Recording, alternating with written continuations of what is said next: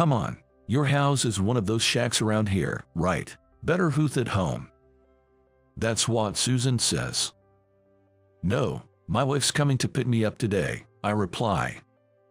She looks surprised at first, then bursts into laughter.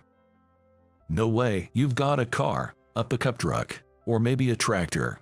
No, it's my wife's car, so it's not like that. Your wife must be broke too, right? She laughs. Just then, my wife, Lisa, with a gentle smile, asks, I can hear your voice all the way in the car. Who are you calling Pua? Then, smile relaxedly. Susan lets out a gasp, almost like a scream. I suppose the Johnson family is doing well. It seems you only come around to discuss loans with the main family. No, it's not like that. When I said Pua, I was talking about Tom. So, you're saying you called my husband a Pua man? Lisa's eyes narrowed. Eyes like a snake aiming for its prey. She's definitely angry. Once she gets like this, there's no stopping her. I just watch as Susan, who was acting all high and mighty, trembles like a criminal at the guillotine. My name is Tom. I'm just an average doctor running a practice in a small rural town, my hometown. Originally, I worked at a hospital in the city, but the hustle and bustle didn't suit me, so I returned to the tranquility of my hometown. There's a high demand for medical care for the elderly here, but not enough hospitals. I spend my days treating patients who come in with aches and pains after farming, and listening to their stories. Then, I receive a letter. It's an invitation to a high school reunion. I grew up in this rural area, the son of a farmer. The farm is now run by my brother's family. I didn't come from a wealthy family, and my parents and older brother were kind, but because of that, I always felt apologetic. I was physically weak and couldn't help around the house. That's why I focused on my studies. I got into a prestigious university, but my goal was medical school. Though I had given up on it due to budget constraints, my parents sold some of our land, and my brother even broke into savings to gather the money for me. I accepted it with tears and set off alone for the university in the city. Life there was tough. I rented a cheap apartment and worked part-time while attending college. I studied late into the night to keep up with my classes. I must have been really exhausted. One day, a beautiful woman sat in front of me in the cafeteria while I was just drinking water with a pale face. She turned out to be my future wife. She was studying in the economics department and seemed to have been looking out for me, who sometimes sat there alone, idly sipping water. I was worried because you always look tired. Sorry for that. No need to apologize. I was captivated by her laughter. We introduced ourselves to each other and gradually became friends, often chatting in the same way, and before I knew it, we fell in love. Having a girlfriend lit a fire under my motivation. I aced both my job and studies, gaining a lot of knowledge. She, understanding my plight as a poor student, prepared homemade lunches for me every day and earnestly took care of me when I felt sick and caught colds easily. I felt guilty for relying on her so much. I love you because you're always trying hard. She said that, smiling. And so, my girlfriend and I graduated and got married. My parents were surprised that I got married right after graduation, and my brother laughed at me, but everyone attended our wedding and celebrated with us. After working for about 20 years in a hospital in the city, I couldn't maintain my health in the urban environment and decided to return to my hometown for treatment. My old classmates back home were surprised that I returned as a doctor, but they welcomed me warmly. I was looking forward to this reunion as a local, to meet classmates who had gone to the city. I was eagerly awaiting that day. This year's reunion turned out to be larger than expected. When I mentioned I hadn't expected it to be big enough to book an entire banquet hall at the hotel, my local classmates laughed and said, "It's because Susan is coming." Susan? Who was that again? I searched my memory. You were often absent, Tom, so you might not remember her. She was beautiful, a genius, the belle of our class. That makes sense. Her attendance must have attracted many others. My classmates looked at me in amazement as I realized this. What's up? Well, you know, Tom, Susan saw you as a big rival. You were always top of the class. Really? Back then, I was just focused on studying, working too hard, and often getting sick, so I didn't interact much with anyone except close friends. The classmates I'm talking to now are ones I started speaking with after returning to the countryside. Returning home, I got to talk to people I couldn't during my desperate younger years and ended up with more friends than I had in my youth or while living in the city. I'm satisfied with my current situation. As more people started arriving, a commotion arose at the entrance. I wondered what was happening when a glamorous beauty entered, accompanied by several men. I see. She must be Susan. She was indeed beautiful, but to me, my wife is the most beautiful. Please find a seat. Start from the back. There's no particular seating arrangement. That's how it is at a rural reunion. But then, Susan glared sharply at me. After scrutinizing me, she said in a cool tone, "Are you Tom, by any chance? We weren't close enough to be on a first-name basis." To me, Susan was almost like a stranger. "Yeah, long time no see, Susan." "You remember my name?" Susan said with a snort. "Yes," I said vaguely, but Susan didn't seem to care. "Then why didn't you come to greet me?" "What? If you knew I was coming, it's only proper to greet me, right?" "Sorry." Overwhelmed by Susan's forcefulness, I inadvertently apologized to her, but was there any reason to apologize for? However, her entourage behind her echoed her sentiments, agreeing with her. This is why I dislike poor people. They have no manners. While my family wasn't wealthy, I wondered what she meant. A classmate whispered to me, "Susan comes from a prestigious family." That made sense. Someone born into such a family might look down on someone from a farming background like me. It's a common story in the countryside. Indeed, landlords often have more power than tenant farmers. Susan must have had that kind of elitist mindset. "So, where is my seat?" she asked sharply, and I explained that there was no specific seating arrangement. "You can choose any seat from the inside." Just as I said that, Susan stamped her foot in frustration. "There's no seat reserved for me. Unbelievable." She scanned the room, looked at the arranged tables, and signaled something to a man behind her. "Well, what are you?" "I'm having them make a seat of honor for me. Isn't that obvious?" "But there's no need to make a seat of honor. Susan is a member of the Johnson family. Don't let a poor person interfere." Feeling pressured by the men surrounding Susan, I held my tongue. "Don't worry about it. They've always been like that." When I said that, my friend patted me on the shoulder as if to comfort me. A special seat was set up at the head of the table rows, as if she was a birthday girl. Susan looked on with satisfaction. "You knew I was coming, right? You should have been more considerate." She threw the words at me irritably and sat down in the seat as if it was her due. Her followers surrounded her, occupying nearby seats. People who had arrived early and taken seats were displaced as if they were being chased away. Frustrated by the arrogant behavior, I felt exasperated. Thankfully, those who moved didn't seem bothered. It's just how Susan is. They didn't seem to mind. As more guests arrived, the seats filled up quickly. After Susan gave the opening remarks, everyone started to drink, eat, and gradually began moving around, chatting, and enjoying themselves. I was talking with a friend I got along with when suddenly my shoulder was firmly pulled. Turning around, I saw one of Susan's followers. "Susan is calling you, come." Before I respond, I was pulled by the man and found myself in front of Susan. She silently pointed to her empty glass. Confused, I didn't understand what she wanted. Seeing my confusion, Susan snapped irritably. "Hello, can't you see? Pour me a drink."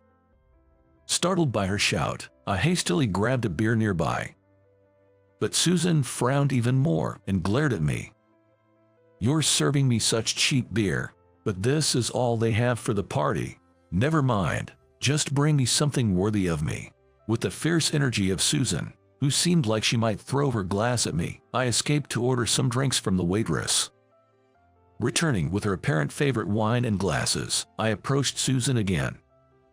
Susan snatched the glass from me as if it was expected and held it out. I silently poured wine into her glass. "It's better than I thought you'd bring." It seems the wine I got after checking with the waitress passed her testament. "Poor people like you haven't seen wine like this, right? I don't mind sharing." Saying this, Susan tilted her glass of wine. "Here, have a taste. This is a wine someone like you wouldn't drink even once in a lifetime." I felt uncomfortable with Susan's behavior, laughing mockingly. This wine was crafted with care by artisans and prepared by the hotel to satisfy guests. Treating it like this was just wrong. I thought about saying something, but my friend quietly stopped me. The waitress, waiting in the background, quietly cleaned up the spilled wine. Come to think of it, this friend's family owns a brewery. Feeling helpless, I watched this scene. Susan has always been imperious, even since our student days. Nobody criticized her behavior. She either made a scene with her entourage or kept a low profile, quietly enjoying the party from a distance. That's how the group was divided. It's a shame because I was looking forward to enjoying a friendly and harmonious atmosphere with everyone. I want to return to a modest group with my friend, but Susan and her entourage won't let me leave. They keep pestering me, making snide remarks and looking down on me. It's pathetic, isn't it? No matter how well you did in school, in the end, a poor person remains a poor person. Susan laughs mockingly, and her followers join in. I graduated from Harvard University. You know, what you did in school doesn't matter as much as what you've achieved in the end. Susan's words make her followers fully convinced, and even those who were just listening raise their voices in admiration at the fact that she graduated from Harvard University. Ultimately, there's a difference between people like you, who just became a local doctor, and us. Know your place. Even when she says that, I find myself at a loss for how to respond. Why is Susan so intent on looking down on me? Truly great people, people of a different class, don't behave in such a tasteless manner. But in this hometown, she's been treated like a princess. She must not be able to shake off that feeling. As a classmate, I worry whether she isn't embarrassed to behave like this at our age. But if I were to say such a thing, I could clearly see her getting furious. That would ruin the reunion.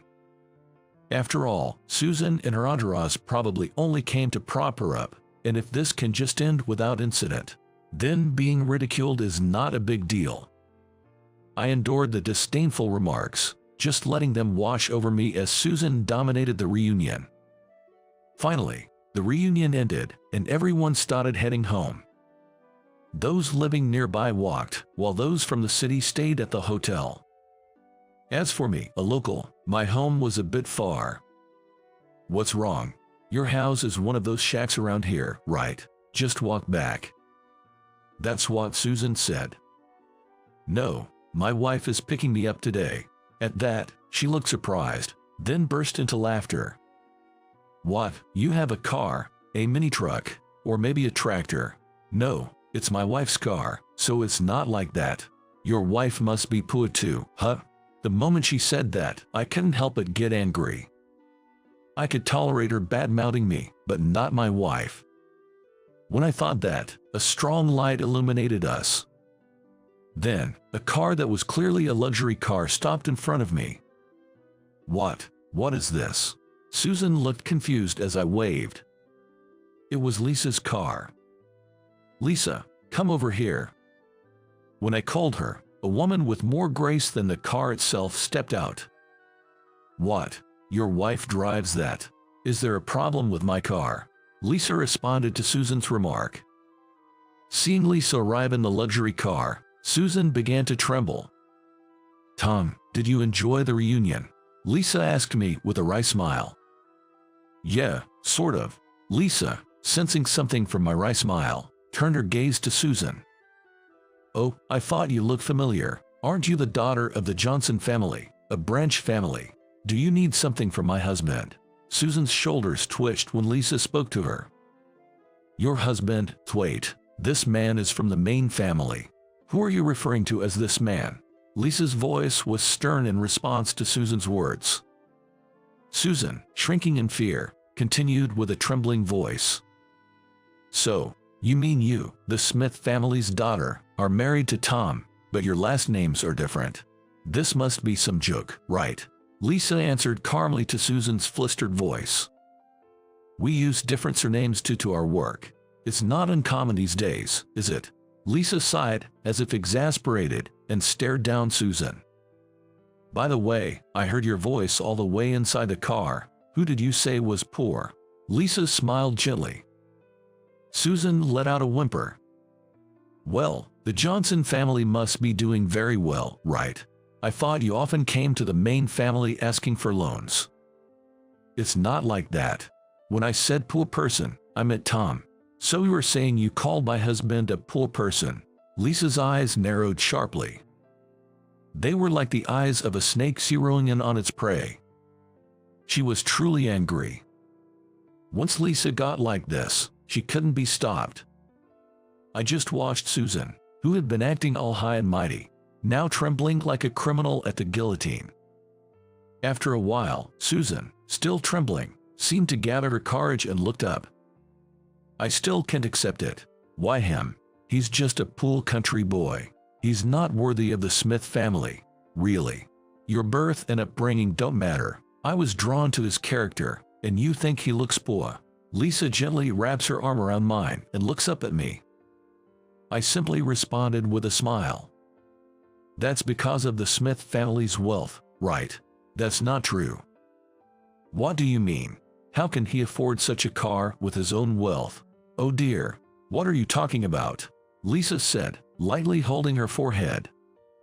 Do you even know how he became a doctor? Well, he must have graduated from some local university. Susan hesitated, and Lisa pressed on. Yes, we met at a university in the city. What? I didn't know that. You didn't ask me. I answered Susan's question smoothly. With my parents' and brother's support, I managed to study at the university I wanted to in the city. I graduated from its medical school and worked at a university hospital for a while. Susan's eyes widened and her lips trembled. Apparently, she had imagined me as a country doctor with a medical degree from a local university. Tom, don't be modest. Your achievements at the hospital and in academic societies have been outstanding, haven't they? Lisa's words made Susan grind her teeth and groan. But that means you received support, right? You just climbed up using the Smith family's assets and reputation. At those words, Lisa's face turned fierce. She stamped the ground as if about to break her heels. I can't ignore what you've been saying. Susan shrank back at Lisa's intensity.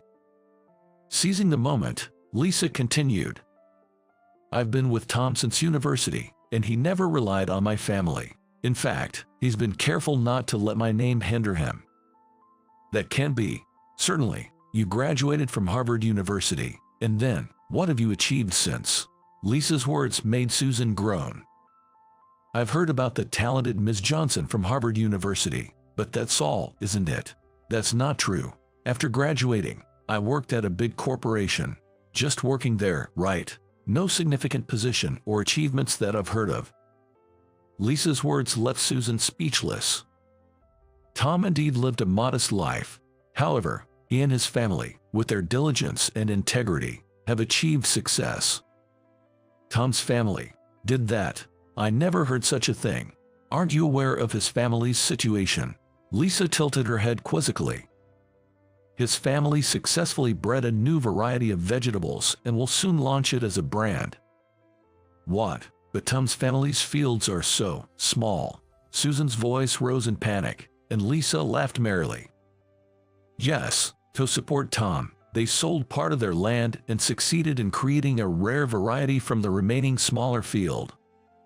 That's right. My parents sold part of the field for me and tried new vegetable combinations with what was left. It was my brother's idea. Initially, there were many failures and life was tough, but now they are the only farmers producing a prestigious brand of vegetables.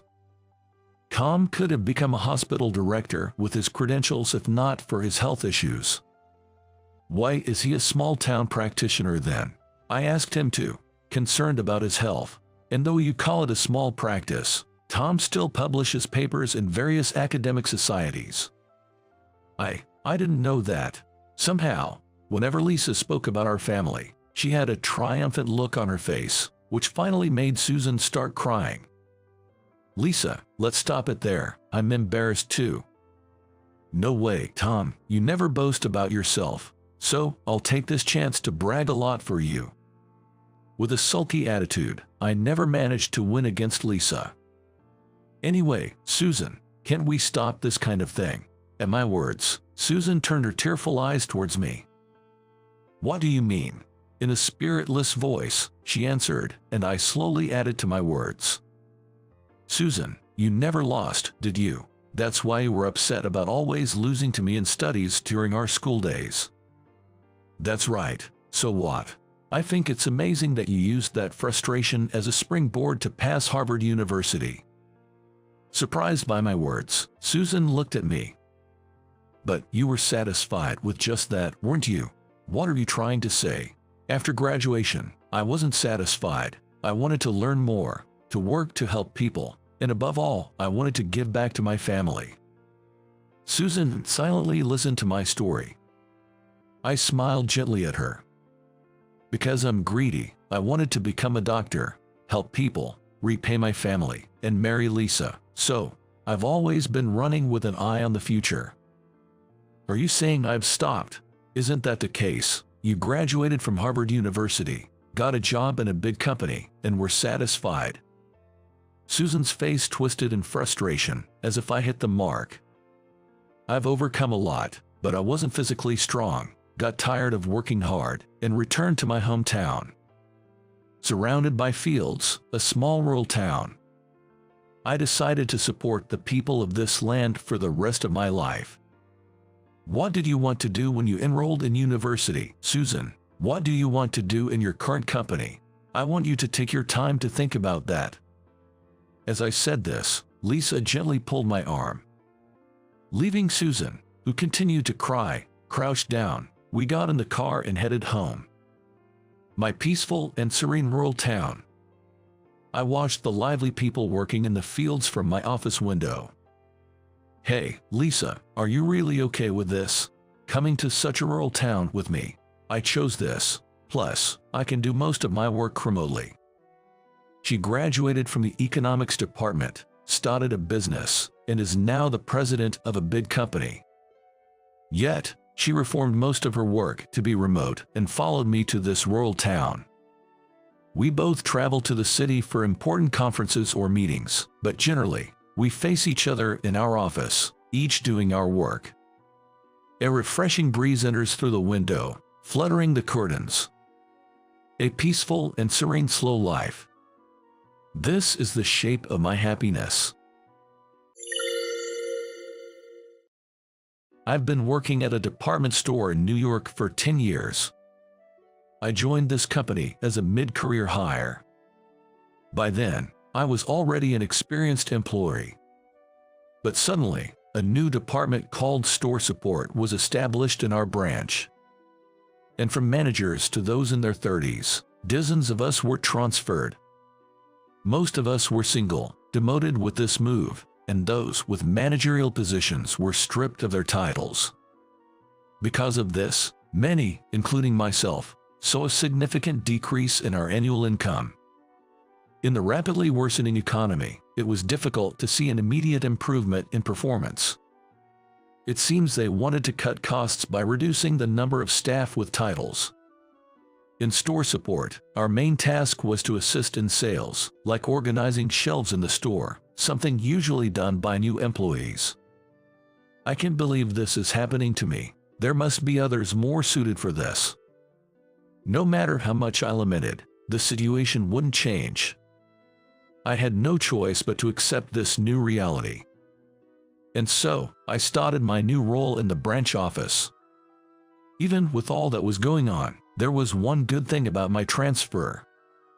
It was that the woman I had been interested in was working at the same branch. Her name was Emily. She's 2 years older than me and my boss in this department. She was demoted to this new department too. When I first joined the company, she was assigned to train me. She was quick and meticulous at work, and on top of that, she was as beautiful as a model. She had a calm demeanor and was popular among the male staff. She looked sophisticated but is naturally clumsy and a bit scatterbrained. I was immediately smitten by her endearing qualities. Hearing that she was also transferred here brightened my mood, even if just a little. However, I heard she's in a long-distance relationship.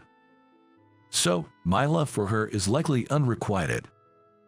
But that's okay. I'm content just secretly admiring her from afar. I bet there are many others who feel the same. There's another beautiful employee at this branch. Her name is Megan Smith, who joined a year ago. She's a recent graduate but quick to learn and understands the organization well. I was impressed by how smart she was for a newcomer. Initially, Emily and I guided her, but she quickly became independent. Megan has a cool and mature aura and is talkative once you get to know her. Emily, Megan, and I, connected through our mentor roles, became good friends and would often go out for drinks after work. During this time, we got a new boss transferred from another store to our department. My name is Michael. I'm really excited to join this branch. Nice to meet you all. He said that with a bright smile, greeting everyone. Despite being demoted, he seemed very positive. There was something unique about his vibe. Michael was in his mid-40s, tall, fairly handsome, with a suntan complexion, and dressed head to toe in branded clothing. Seeing that, I thought he might be a bit of a narcissist. Apparently, he's not married. While greeting the staff, I couldn't help but notice that he seemed particularly focused on Emily. It was almost as if he was sizing her up from head to toe. I had a bad feeling about this. After a while, we started to understand what kind of person he was. He was quick to slack off, even at the office. Taking advantage of the fact that there were hardly any executives at this branch, he'd leave work to the male employees and go bother his favorite female colleagues. Emily and Megan were among them. Hey, did you know a new bar just opened up near the station? Let me take you there sometime. Let me know when you're free. I go to the gym every evening after work. Oh, okay. Megan would casually brush Michael off, and eventually, he stopped bothering her.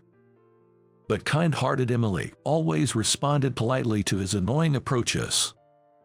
Oh, really? A new place? I didn't know that. Then Michael, possibly misunderstanding her politeness, started hitting on her. At first, he would just casually invite her for a drink in front of other employees, with a sleazy grin, saying, "How about we go out for a drink? Just the two of us, tonight." But gradually, he became more persistent and intrusive. When Emily changed her hairstyle, he even said, "You look pretty, it suits you," and stroked her hair. She clearly looked uncomfortable. Concerned, I suggested to her, "Maybe you should talk to someone higher up about this." But she just gave her eye smile and said, "It's okay, there'll probably be another department transfer soon, so I can bear it a bit longer." Megan was also worried about Emily. Emily was an admired senior colleague to her. That's why she couldn't stand Michael's behavior. When we had lunch together, Megan angrily said that Michael, instead of bothering Emily, he should be working. I can't stand men like him. Still, Emily replied, thanks for worrying, but I don't want to make a big issue out of it. You know, people like him can be troublesome when angered. Let's just see how it goes for a while. True, I guess so. Feeling helpless and frustrated that I couldn't do anything to help Emily, I racked my brain for a solution but couldn't think of a good one. Then, after some time, I witnessed something. It was when I was leaving work. Oh no, I left my work cell phone on my desk. I must have forgotten it there. I need it for an early morning visit to a store tomorrow. If I stopped by the office, I'd be late. So, I went back to the office. There, I saw Michael and Emily in front of the building's entrance. He was standing next to Emily, urging her, come on, let's go for a drink today. She gently refused. I can go with just you. Let's go with everyone next time. But he persisted. I stepped in front of them and said, good work today. Emily looked relieved. I signaled her with my eyes, and she quickly said, well then, I'll be heading off now, trying to leave. Then Michael grabbed her hand and said, come on, it's just for a bit. I heard you're not even seeing your boyfriend much. It's fine as long as no one finds out. Let me treat you tonight. I couldn't stay silent anymore and blurted out, Michael, stop it. Can't you see she is uncomfortable? You have nothing to do with this. She wants to go for a drink too, right? Michael turned to Emily for agreement, saying, right, but she just looked down silently. Still smiling, he said, no woman has ever not fallen for me. I was astonished at his confidence. Then he reached for Emily's arm again. I couldn't hold back any longer and shouted at him, enough already. Can't you see she's not interested? Emily's face tensed and he looked irritated. I continued, if you keep this up, I'll report you to the headquarters. You could get disciplined, you know. Michael snapped back. What kind of way is that to talk to your boss? But I replied, isn't your behavior the real problem here? Then Emily finally spoke up, please, stop this. Then she took my hand and said, let's go, and we left the place together. Michael glared at me as Emily led me away. I could hear him mutter a parting shot from behind, you'll remember this. We walked in silence for a while until she thanked me. Thanks for back there, sorry you got dragged into this. Her expression was somber. She must have been scared of his advances. I felt even more resentful towards him. After that incident, I started receiving harassment from Michael. He would yell at me in front of customers, dump difficult customer complaints on me, and create unnecessary work to burden me with. He even pretended to stumble once to spill coffee on me. It was like dealing with a grade schooler. He usually harassed me when other employees weren't watching. So, most staff members were unaware of the full extent of his behavior. But of course, Emily and Megan knew. Michael was up to his weird antics again. I'm really sorry this is affecting you. Emily always had a look of apology on her face. Some time passed, and Megan called me over. I can't stand him anymore. Leave him to me, she said determinedly. Confused, I asked, what are you planning? Megan just grinned mysteriously. The next day, something surprising happened, and I understood the meaning behind her words. A human resources manager from the parent company arrived at the branch. I've been transferred here as of today. I'm Richard Smith from the group headquarters. Nice to meet you. Wait, Smith, you mean? Turns out, Megan was his daughter. That explained why she knew so much about the company's organization. Even among department heads, HR manager from the parent company held more clout. Michael was subservient in front of Richard. But Richard spoke sternly. I've heard about you from my daughter. It seems you're all play and no work. Apparently, Megan had been documenting Michael's poor work performance and harassment, even gathering video evidence. Michael was visibly shaken by Richard's arrival.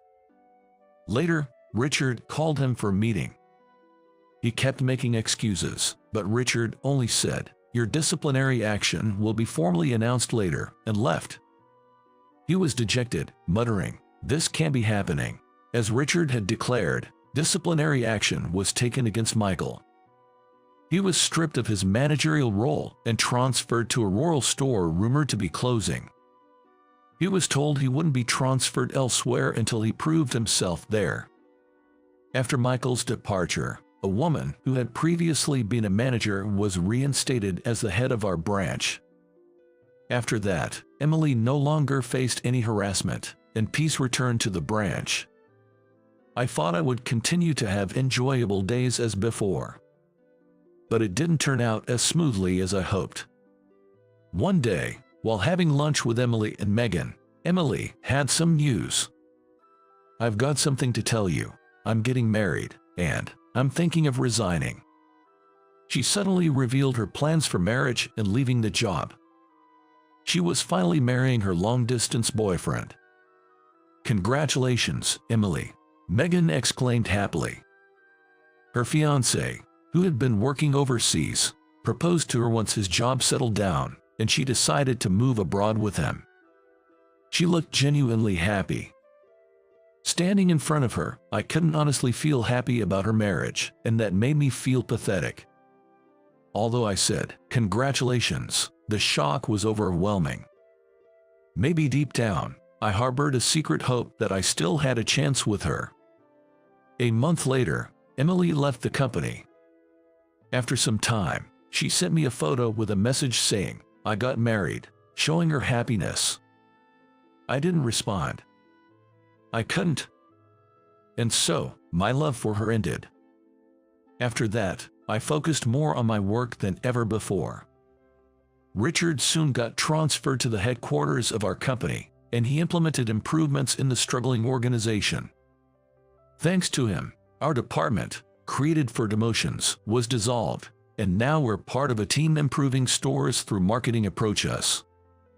Since Emily's departure, Megan has been looking out for me. Maybe she realized I had an unrequited love for Emily. Megan is kind. She's usually cool, but shows a childlike side when it's just the two of us. I once blurted out to her, "Being with you feels like having a little sister." Then Megan puffed her cheeks and said, "Don't just decide I'm your sister. If anything, I'd rather be your girlfriend." Her face was adorable as she said that. Now, thanks to Megan, I'm gradually regaining my spirits. When we have lunch together, she's always cheerful and seems happy. Her smile is comforting. Hoping for happiness to come my way next, I will spend my days. He used to be my errand boy in my first year of high school. My old classmate Jake introduced me as such at a mixer I attended after graduating from high school. Sighing, I stood there as he recanted this as if it were some heroic tale. He then insisted we go to the after party, but when I refused, he grabbed my arm forcefully, saying, "Come on, I'm inviting you." Just at that moment, a man with prominent tattoos got out of a luxury car and confronted Jake. "Hey, kid, what do you think you're doing to this young man?" After that, Jake found himself in a whole lot of trouble. My name is Tom. I'm a typical introverted high school boy, wearing black-rimmed glasses and often hiding my expressions behind my bangs. I grew up in a household that was well known locally for being quite peculiar. In fact, I was raised in the kind of home where other kids were told, "You shouldn't play with him." As a result, I didn't have any friends during my elementary and middle school years. The reason for this stemmed from my father and our family home. During elementary school, I happened upon a local soccer club practice and was watching it when the coach invited me to join, asking, "Would you like to play with us?" But as I was about to start practicing, someone said, "Coach, you can't let him play." "That's right. We shouldn't hang out with Tom. My mom said so." I was told not to get involved with him. Others chimed in.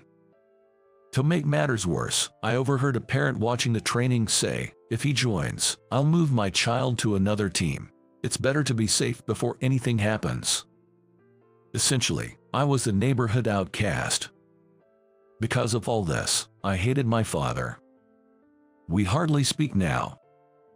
During middle school, just walking down the hallway would make my classmates nervous, and this led to a lonely and unenjoyable school life. That's why, when it came time for high school, I deliberately chose a school far away. I was hoping for a fresh start in a place where no one knew me. The commute was nearly 3 hours one way, but I had to accept this as the condition for leaving my family home. I had envisioned a bright future, finally enjoying high school life. However, that bright future was shattered all too soon. After the entrance ceremony, I immediately fell and missed school. When I was finally able to return, about a week later, I found that cliques had already formed in my class. Moreover, most students at this high school had come from nearby middle schools, leaving me isolated as the newcomer who had missed the initial bonding. My dream of a bright high school life had crumbled to dust. Crushed, I resolved to just keep to myself and not dream any bigger. Being alone was nothing new to me. I just had to endure these 3 years quietly. I thought that as long as I kept a low profile, I wouldn't stand out, especially since I had always been introverted. But I soon faced two major issues. The first was that Maria, a girl who had also graduated from the same middle school and lived in my neighborhood, ended up in the same class, seated right next to me. While Maria and I had never been in the same class in middle school, she surely knew about my infamous family. I lived in fear of her revealing this to our classmates someday. Interestingly, the high school had a unique designer course, starting from the second year, similar to choosing between arts and sciences. This course has produced several famous designers in the past, and it is said that many students come to the school for this reason. Maria had apparently enrolled for the designer course at this school, and they happened to be in the same class and seated next to each other in the first year. After the entrance ceremony and class introductions, I nervously spoke to Maria, who was sitting beside me. "Maria, Tom, we went to the same middle school, right?" she said with a smile, looking lovely. But it was clear she knew we had shared the same school. You probably know about my family, but here, could you?" "Oh, of course, I won't say a word," she interrupted. "What?" I was taken aback by Maria's nonchalant response. Maria said reassuringly, "There's no need to tell anyone. Don't worry, I can keep a secret." She nodded confidently. Since then, Maria had been kind to me. We weren't exactly close, but we did chat occasionally. By the way, Maria was boarding near the high school. To be honest, this made me a bit envious. And then there was another problem. That was, "Hey Tom, go buy me a soda," demanded my classmate, Jake. Jake was quite the charmer, good-looking, academically gifted, and athletic. He was top of the social ladder in our class and even in our grade. I found myself running errands for him. I didn't know why, but one day he just started ordering me around. Thinking it was just a one-time thing, I complied, but that only encouraged him. He kept making these demands, and when I finally refused, he punched me in the stomach, saying, "You better listen to me." I was more shocked than hurt, as anyone who knew my family background would never dare treat me that way. "Just go and buy it," he insisted. I decided it was easier to just go along with it to avoid further trouble. Honestly, being an errand boy wasn't a big deal for me. I didn't want to stand out. I thought, if I stand out, people might find out about my family. But the problem is that I'm still slightly annoyed at being used as an errand boy. However, both of these problems were resolved by the end of my first year. In our second year, I chose the art stream. Maria went for the designer course, and Jake chose science, so we weren't in the same class anymore. Maria never revealed my family's background, and I kept to myself in the art stream, graduating from high school without much interaction with others. I didn't want to take over my family's business and was keen on leaving home, so I decided to get a job right after high school. I loved reading. I also had interested in the publishing and printing industry, so I joined a printing company. I moved out as soon as I graduated from high school and have been living alone ever since. 5 years after graduating, I was still working at the same printing company. One day, my co-worker Zach suddenly asked, "Tom, can you go to a mixer in my place?" "Excuse me." I let out an unusual voice and was surprised by my own reaction. "Actually, there's a mixer this weekend, but my girlfriend found out, and now I can go." "Zach, going to a mixer when you have a girlfriend is not cool," I remarked. "It was just a moment of weakness. I mean, I heard the ladies that are coming have great jobs and seem to be successful, and I kind of wanted to get to know them," he explained. "Is that so?" I was amazed at his mindset despite having a girlfriend. Well, I've never had a girlfriend, so I couldn't relate to his feelings.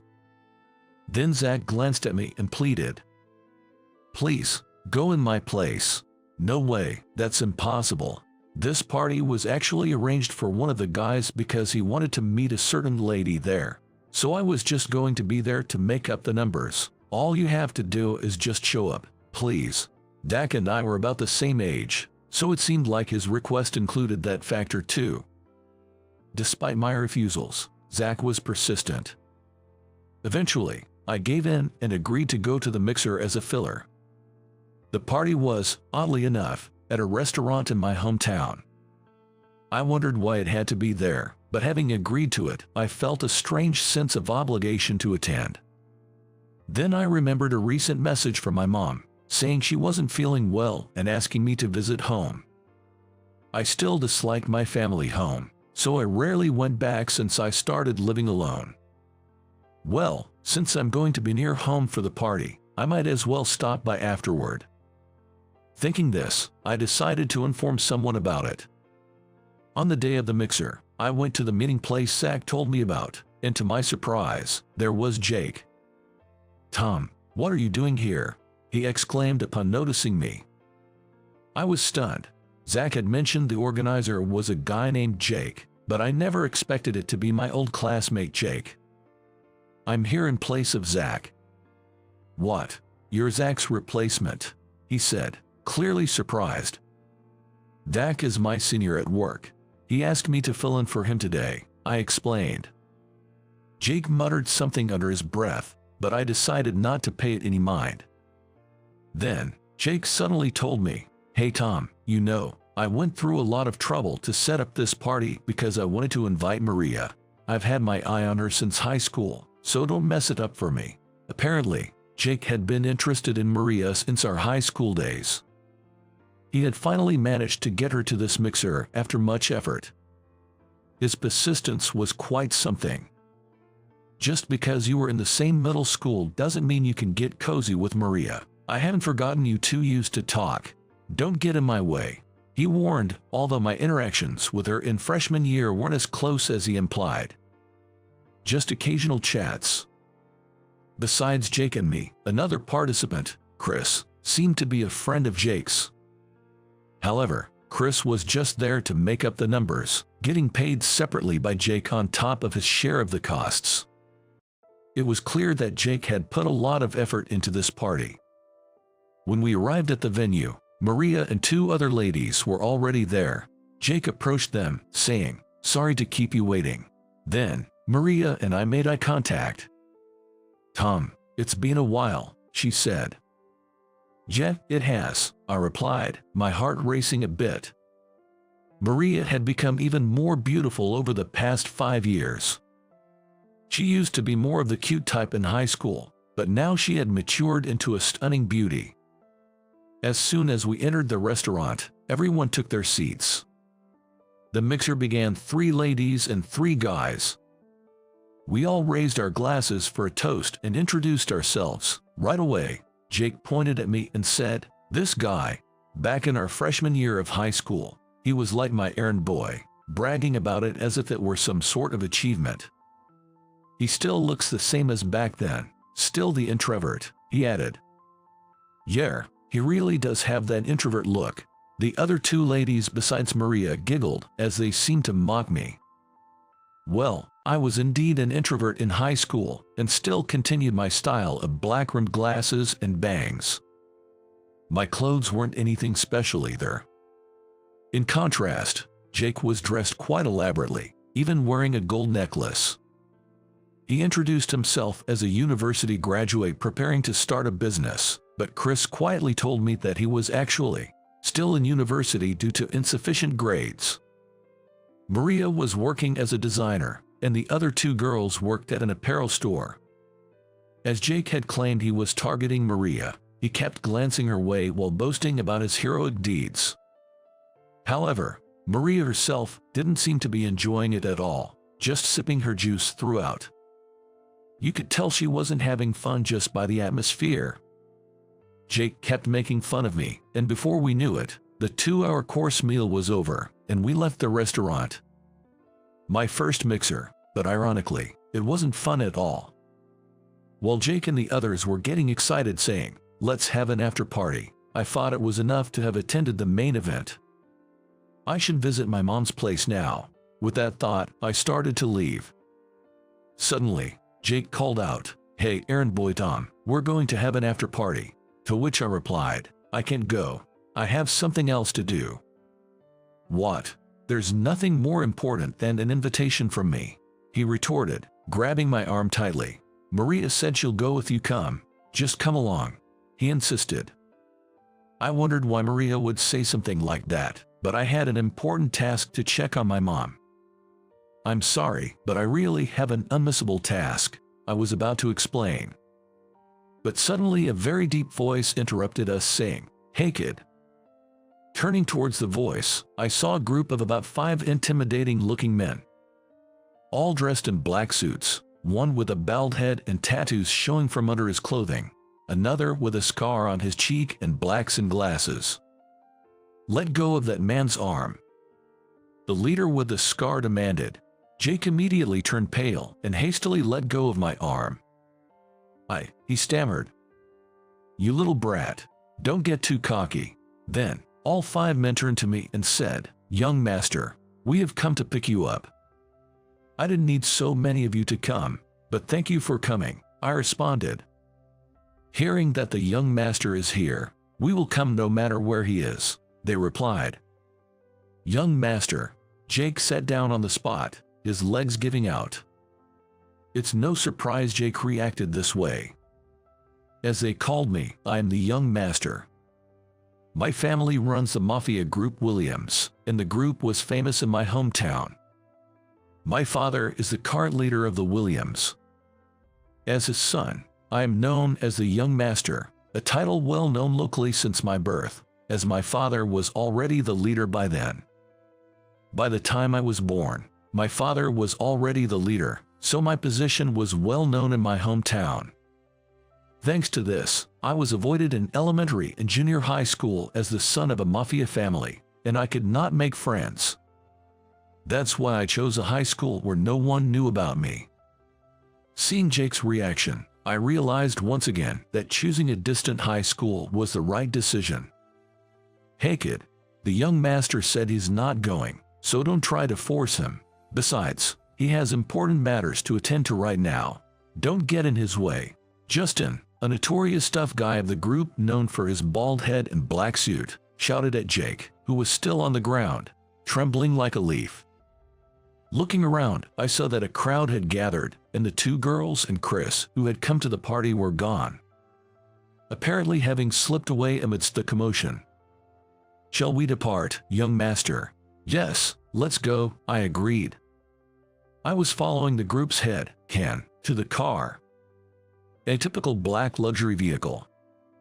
Then, turning to Maria, I said, "Would you like a ride, Maria? We can drop you off if you'd like." "Really? That would be great, thank you," she replied. I hadn't realized it, but Maria had been there the whole time during the commotion. "You were here, Maria. How could you not notice, Tom? I've been here the whole time. I thought you might have run away, considering these mafia guys showed up." "I'm used to it, don't worry. Everyone from the Williams has always been kind to me. It seemed Maria wasn't afraid of Mafia at all. Maria and I ended up sitting together in the back seat. She was getting along well with the group members, talking animatedly. Honestly, it seemed like she was even closer to them than to me. "Do you often visit my house, Maria?" I asked. "Actually, your mother often buys clothes I design. Because of that connection, I've been invited to your house and have always been treated kindly by everyone from the Williams," she explained. I was surprised by her words, unaware of this connection between her and my mother. Maria has become quite a popular designer lately. The master's wife has been saying how she misses not being able to see her as often. One of the members commented, "I've been too busy to visit recently, but if you're heading there now, can I come along?" Maria asked. Of course, the master's wife will be delighted.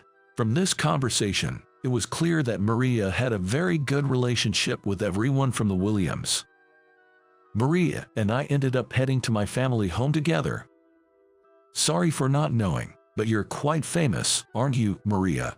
"Well, it's normal for guys not to know. I've only started to get more recognition recently." "Tom, have you heard of the girl group called Ice Girls?" "Of course, I know them. They're really popular right now. My company has printed some of their photo books." Ice Girls is arguably the most popular female band in the country. I think everyone young knows about them. All the members are, of course, cute, so their photo books are guaranteed to be a huge hit. They even release a group photo book annually. Actually, my company has been printing their photo books, which has significantly contributed to our sales, and I've been quietly supporting them. The clothes the members wear in those photo books, I designed them, Maria revealed. "What?" I was astonished. Maria just smiled. "I also designed their uniforms, and I recently started my own brand called Remake. I've even been selected to showcase my designs at next year's Paris collection. Of course, it will all be my designs," she added. That's amazing. I was genuinely impressed. It felt like a story from a book, creating her own brand and going to the Paris collection. "Maria, you're really making your dreams come true. That's incredible." "I'm just doing what I want to do," she said modestly. "Doing what you want to do? You chose your current job too, right, Tom? Because you like books, you joined a printing company." "Yeah, that's right. I went into printing because I love books." "So you're doing what you want to do, because if you hadn't, you would be in line to be the next head of the Williams, wouldn't you?" Maria was right. I would be the next head of the Williams. But I'm not that strong in fights, and I didn't want to be the next master, so I'm doing the job I'm doing now. For some reason, Maria complimented me on that as well, saying, "I think it's cool that you have a path for the future, and you're going your own way instead of choosing the one prepared. And sticking to your introverted style even at work, that's impressive," she said with a laugh. I blurted out, "How do you know that?" Indeed, I had maintained the same style since high school.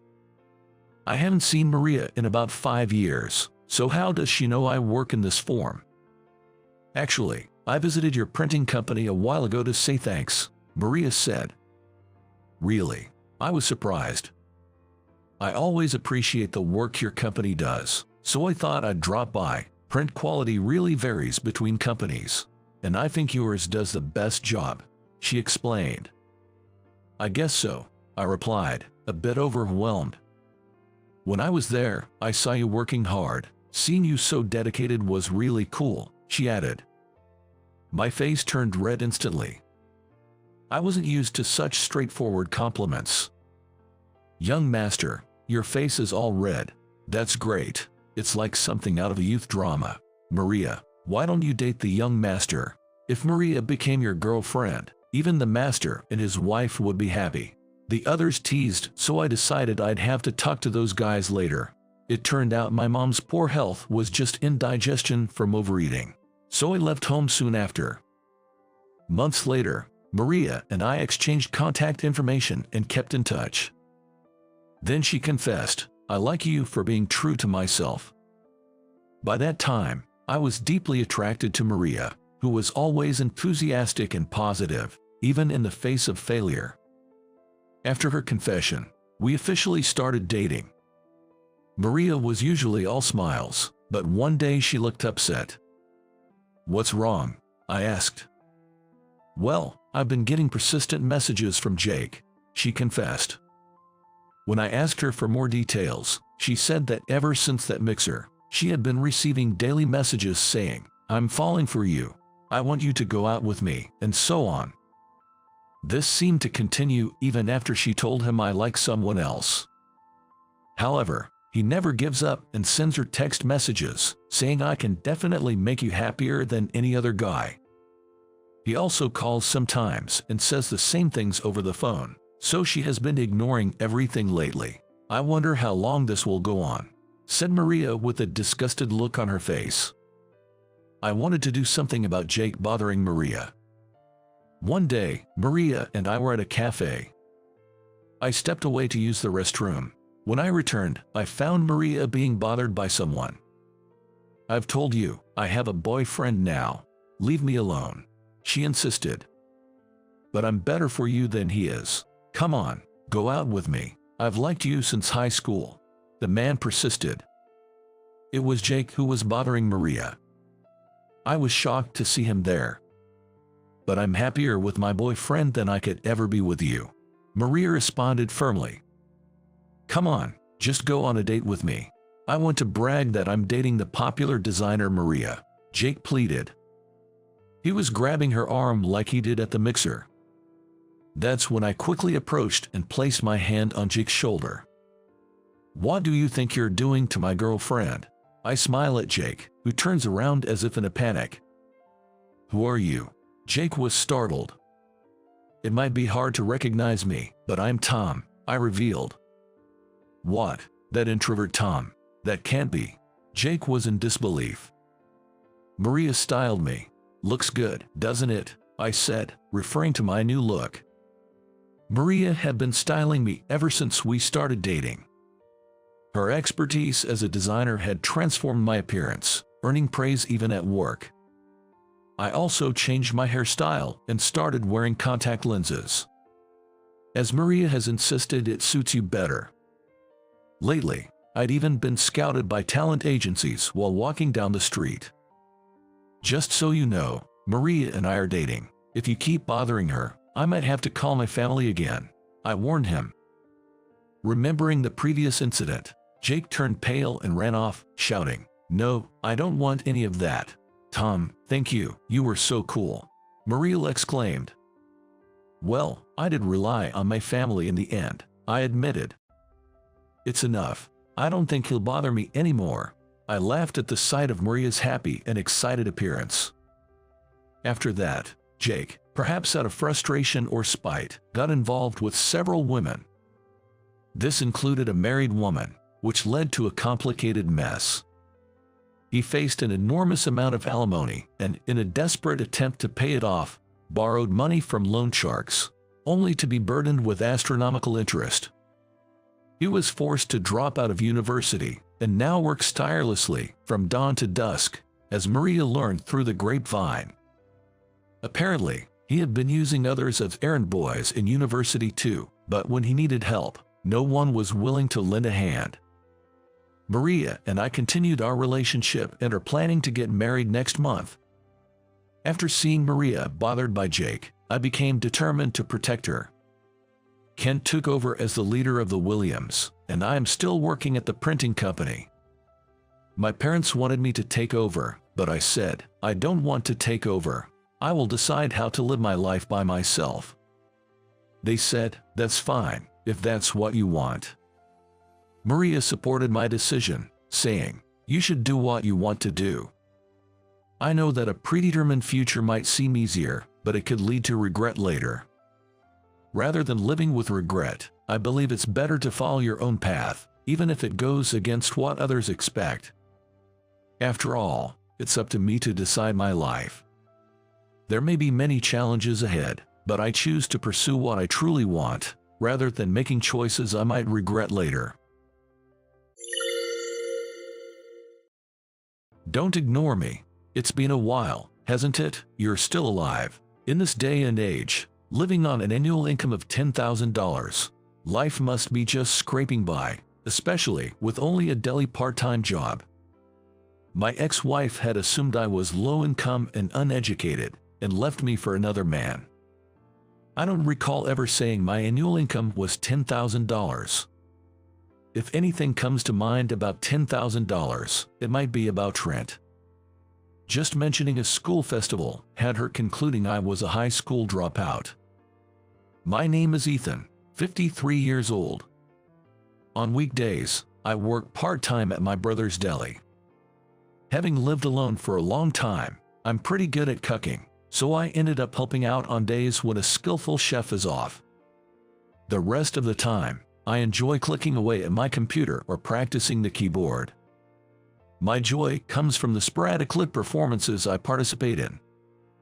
I joined a band through a local music shop's member recruitment, and it's been 3 years now. In fact, my first band performance was at my wedding. Preparing for the wedding was less exciting than practicing with the band. If I had attended high school normally, I imagine this is what practicing for a school festival would have felt like. One day, after a gig and drinks with friends, I was on my way home when I heard a familiar voice. Turning towards the sound, I saw my ex-wife Emily and a man walking arm in arm. I prayed not to be noticed, but Emily came towards me. Emily was someone I knew for about 5 years, whom I casually started dating and married, only to divorce 2 years later. Ethan, you still hadn't pawned your guitar. I cursed my luck at that moment. I pretended not to know her. Don't ignore me. It's been a while, hasn't it? You're still alive. Living on an annual income of $10,000 in this day and age, you must be barely making ends meet with just a deli part-time job. I was slightly drunk and couldn't fully grasp what Emily was saying. What do you mean? An annual income of $10,000? That's your income, right? Did I ever talk to you about my income? To be honest, it was hard to define my annual income with my job. The income varied greatly from year to year, and it was quite volatile. You just help out at your brother's deli occasionally. Does that mean you don't even make $10,000 a year? Well, that's sad. Sorry for calling you that. The man beside her chuckled. Still rocking long, red hair at your age, thinking rock and roll is the best, huh? The man next to her burst out laughing. I dyed it for today's gig. That old man's band, right? Speaking of which, what happened to those self-produced CDs? Don't try to sell them to me just because you couldn't sell. It's annoying. They're all gone, sold out quickly. Right around when Emily brought up divorce, our band had started producing our own CDs. I remembered fondly how Emily, who seemed cute back then, had helped with the lyrics and illustrations. Did you distribute the CDs at the venue? The man laughed uproariously as he spoke. Since it was self-produced with no sponsors, we couldn't make that many. Doesn't that mean you're running at a loss? With an annual income of just over $10,000, if you end up in debt, you might as well be off to the afterlife. Don't haunt me as a ghost then. Emily said, making ghost-like gestures. She looked young and honestly beautiful for her age, but I thought there were parts where age just couldn't be defied. By the way, you didn't have much education, did you? You kept asking, is this what a school festival is like? So, you must have been a high school dropout. That's why your income is below $10,000. I kind of get it now. Education and income are correlated. Except maybe for some geniuses. She really knew how to say whatever she wanted. I didn't realize she was like this. Well, I first saw Emily when I casually stopped by a bar, and it was love at first sight. She was over a decade younger, but that didn't matter to me. After that, I started going to that bar every day. After visiting a few times, I gradually got to talk to Emily and eventually asked her out to a movie on a weekend. Then we had a fancy lunch and went for coffee at Starbucks, and after a few dates, I confessed and later proposed to her, and we got married. It was a feat I hadn't achieved since filling the Madison Square Garden with my band back in the day. What I liked about her was that she was petite and cute. I was attracted to her in her baddie bar uniform and her long, beautiful black hair, not to mention she was a beauty with the best smile. Honestly, I never had trouble with women until my 30s. Playing in a band, I was quite popular and did whatever I wanted. I was used to handling women who came onto me, but Emily was the one I really wanted to win over. Now, the Emily in front of me had brown hair, just like the man next to her. That reminds me. There was a day when Emily suddenly came home with her hair cut short and dyed brown. The next day, she left a divorce oath and keys on the table and left. I never knew why. But Emily had gradually changed from when we first met. When she left, I was as down as I was when my band broke up, and I spent several days in bed. After all that, it took me quite a while to forget about Emily. So why has she appeared in front of me now? And with another man, no less. Was it about money when she left the house? She kept talking about an annual income of $10,000, but I didn't understand what she meant. Where did you get that figure from? Hearing you talk about an annual income of less than $10,000. I saw it, your payslip. It was $870. So, the annual income is $10,000, Emily said. Then I understood. Emily thought my only source of income was the part-time pay from my brother's deli. That's not true. With that little pay, we couldn't have lived in that apartment we used to live in. How much was the rent for the apartment we lived in when I was with you?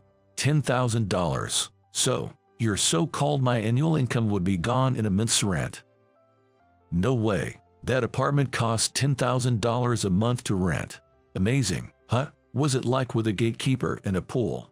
You remember the concierge at the entrance, right? Once, we got theater tickets from them. There was a pool too. And we even went to buy a swimsuit for that. And, do you remember going to the gym? You gave up after 3 days. But we went shopping for gym wear then. And Emily, when you were in a bad mood, you would always hide in the sauna room and come out saying you felt refreshed. Emily seemed to be reminiscing about our life together. I remembered Emily trying on clothes in stores and asking me how she looked every time. At first, I gave my opinion, but gradually I got tired and just responded vaguely while looking at my phone, and she would get mad, saying, "Pay attention." I remembered having a hard time cheering her up after that. I don't want to say this, but I don't know how much your guy makes, but if you're living with him, do you have all these things? Come to think of it, there's nothing, except maybe a balance ball rolling around the room. It's really in the way because the house is small. Emily said without hesitation, glancing at her companion. The man looked apologetically. Is what this guy is saying true? Where were you living with him, Emily? You know, that apartment on the top floor. It was a hassle to get in, and the elevator took forever, so it was always irritated. But it was convenient because they would hold the packages I ordered online downstairs, so there were no redeliveries. Emily turned and pointed to a towering building. That apartment, it's a luxury complex where celebrities live. There's no way his annual income is just $10,000. I always saw TV celebrities there. Isn't that typical for New York? Have you ever met a celebrity in my apartment? Yeah, there was one living on the first floor. Forgot his name though. That guy was an unsuccessful comedian who recently got evicted for not paying rent. Ethan, were you actually rich? I realized the place we lived was incredible, but why was your car done up like a hot rod? With short skirt, I'd have to show my underwear just to sit down. Plus, the passenger seat was on the driver's side, and to top it off, I always messed up opening the upward swinging door. It was nice to get attention, but I was photographed a lot and had no privacy. Seriously rude. That's a supercar, isn't it? It was like that when I was with you, but I've calmed down now. So, you mean that loud, flashy car from back then couldn't have been bought with an annual income of $10,000? Not impossible to buy. It was a limited edition. Cost me a bit over $320,000. Got it cheaper than I expected through a contact. Wait, $320,000 for that car? You're joking, right? It was a limited edition. Only 3 came into the US. It was tough getting it. Sold it later and got some money back when buying my next car. Couldn't even fit my musical instruments in it, and yay. Getting in and out was inconvenient. Had to be careful with bumps while driving and was always nervous going somewhere. What does this guy do for a living? Involved in something shady? I don't know anything, really. All I knew about Ethan was he helped at the deli and clicked away at his computer at home, in that old man's band. I told you when we were together. You never believed me. I don't remember at all. Does an old man's band make money? Tell me. Emily's voice softened, and she unconsciously let go of the man's arm. I debuted in a band back in the day, stopped playing for a while, but then wanted to start again. It's more like a hobby now, but it got unexpectedly popular. We're about to make a major debut, but it's not making money yet. My main job is what Emily mentioned, the computer clicking stuff. I mentioned some famous female groups I worked with. I compose and provide songs for them, making music on my computer. Seriously, I've been unwittingly supporting your ex-husband. I just bought 10 CDs of that group the other day, wanted their autographs. That's why you said you were broke, seriously. Emily and the man started bickering. Oh yeah, I remember now. You said you were composing songs for girls' bands, but back then, you said it didn't pay much. Back then, I was just starting out. Now, I'm involved in most of their albums. Look it up on your phone. Most of the composers' names are Ethan, that's me. True, most are That's impressive. What was your old band's name? The man leaned in eagerly. Apparently, this guy used to play drums in a light music club during his student days. He said he checked out every band he heard about at that time. It was looks, but there were so many bands during that boom, you might not know it. No way, I love Alex's drumming. Own all their CDs, even played their music at a school festival. That's awesome. Can I have your autograph? I was into Alex. And it was because of him that the band broke up, I reminisced. Man, you lived with someone amazing. I'm envious. I'd love to attend your old man's band concert sometime. The man was at peak excitement, visibly thrilled. I don't know that band. Were they that popular? For Emily, it was a band she'd never heard of. She seemed to think of them as just another group among many. Look it up. Their songs were used in car commercials and even played on New Year's Eve TV specials. Indeed, our songs have been used in commercials, movies, and dramas. Emily must have heard them but didn't know the band or song names. Hearing this, she reluctantly started searching on her phone. Oh, I saw that movie with an ex-boyfriend, and I watched that drama too. Like the theme song, my high school crush sang it to me. You played on that, seriously. Though Emily only remembered things associated with men. I peeked at her phone.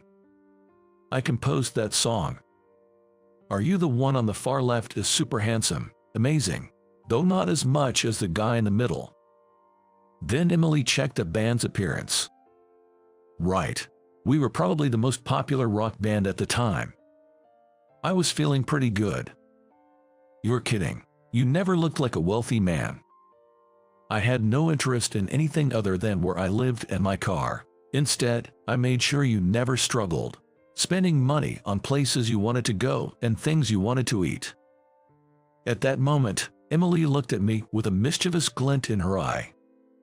Of course, I chose you, after all. You had to have that kind of background and manliness. With that, Emily then linked her arm with mine. That's how it is. I think there's someone better out there for you, so goodbye. I'm going to try again with Ethan. Meeting here like this must be some kind of fate, right, Ethan? I'll take care of everything for you, just like I did before. What do you mean, Emily? Quiet. Are you saying you're better than Ethan? If anything, you just made new debts. Just when everything was paid off, I'm done with it. The man looked down dejectedly. I unlinked my arm from Emily's. Why now?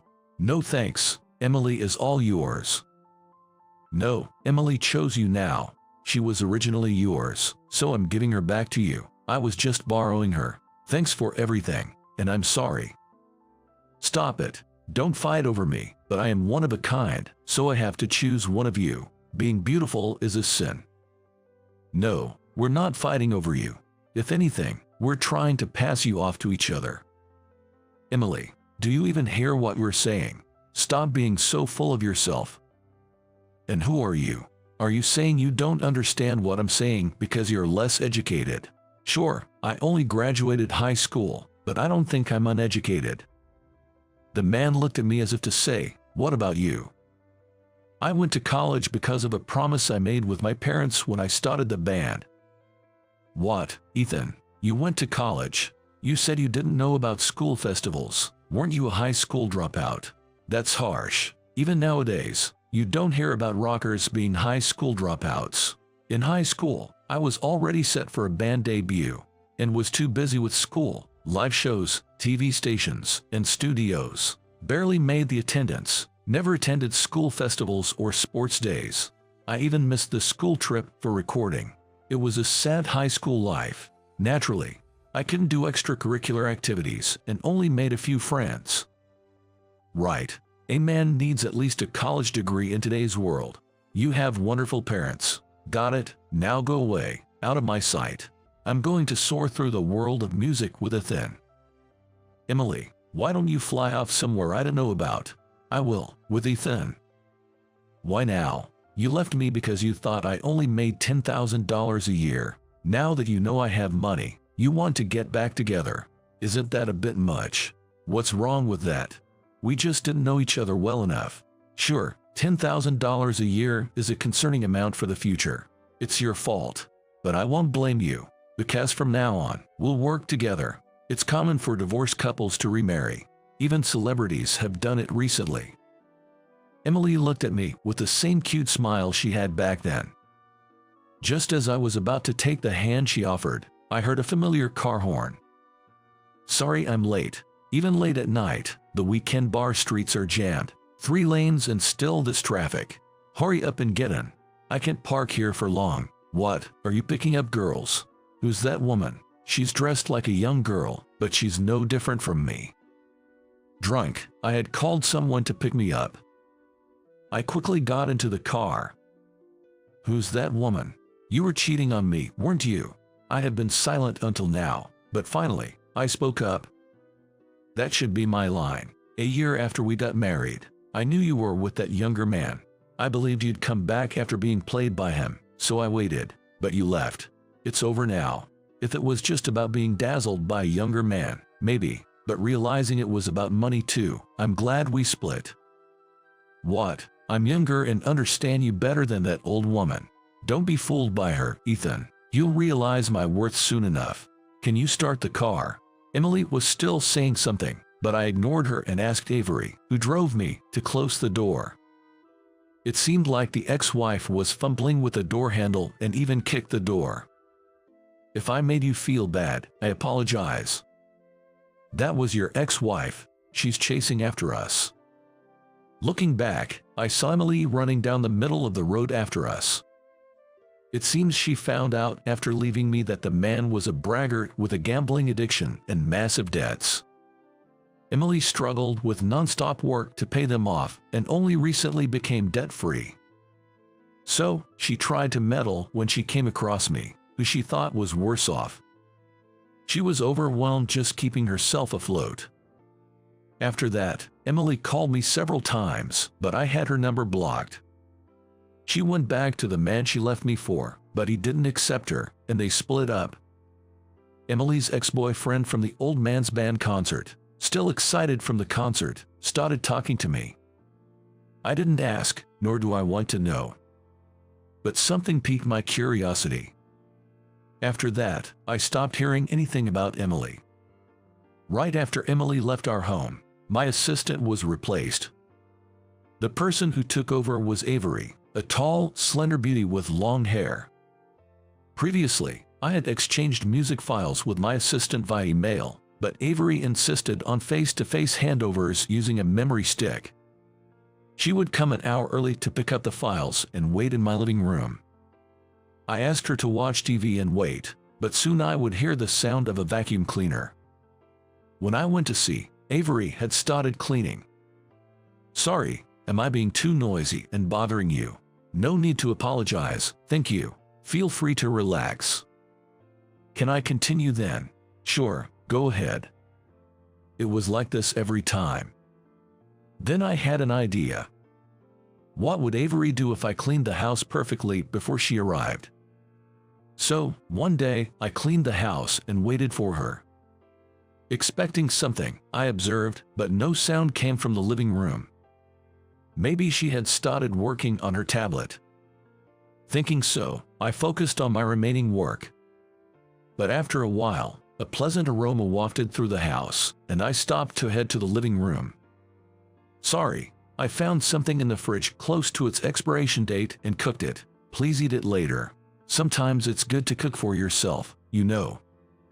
At that moment, I fell for Avery's homely charm. Or rather, she completely captured my heart through my stomach. Despite my age, I confessed my feelings to her again. And now, Avery is living with me. The Old Man's Band is doing well, featured on TV and in magazines. We've maintained our activities as before. Originally, it was a group of older guys reminiscing about the past and starting a music activity. They didn't want it to affect their main jobs. Because of this, performing live only once a month was considered good enough, and now, in a different sense, we become a band whose tickets are hard to get, creating a buzz mainly on social media. I continued providing music, producing several million selling tracks. Riding on this momentum, my producer formed a few new groups, so I've been busy clicking away at my computer until late every night. I also kept up my part-time work at my brother's deli, living a fun yet busy life. One day, during a rare day off, I was relaxing at home. "I'm back, had a good sweat at the gym, it feels great." Avery sat down next to me after returning from the gym. "You don't have to sit here, you know. We have plenty of space." I had moved from the apartment where I lived with Emily to a newly built one. I wanted everything to be new. The rent was higher, but it was worth it. Why not? My place is right next to Ethan. Hey, I want to work up another sweat with you. Saying so, Avery used my arm as a pillow and looked up at me. Yikes! I scooped Avery up in my arms. The apartment I lived in a year ago was visible. "Have you gained a little weight?" "Not at all. If anything, it's heavy weight." With that, Avery wrapped her arms around my neck and kissed me. "I'll make you forget about living in that apartment,"